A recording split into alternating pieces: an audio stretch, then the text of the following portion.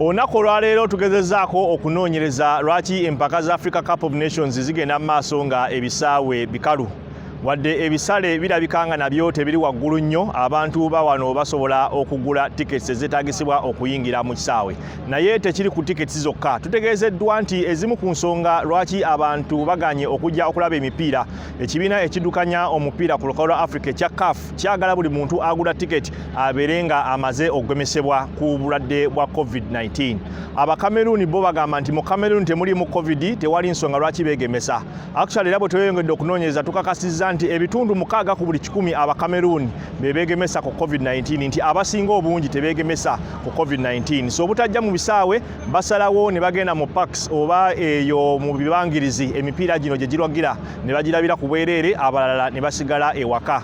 Naye n'ebisale wadde birabika nga tebiri waggulu nnyo, abannansi bawano bagamba nti ezo ssente nnyingi nnyo. Tiketi etandikirwako eri ku $7 ejandibadde emitwalo 2.5 eza Uganda.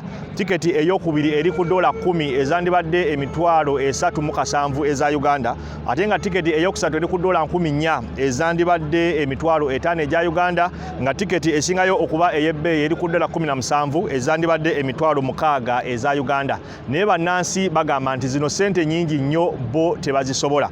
Egimu kugizanyiddwa olunaku olwaleero, eggwanga erya Senegal bagudde maliri n'eggwanga erya Guinea nga tewali alengedde katimba ka munne.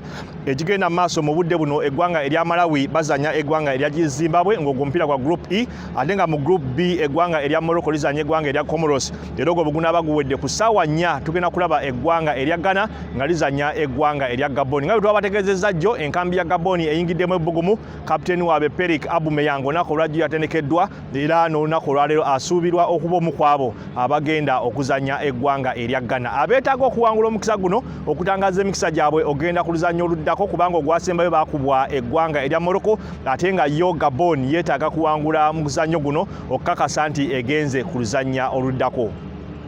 Ku Rasi TV nze Clive Kyaze wano mu Yaounde, Cameroon.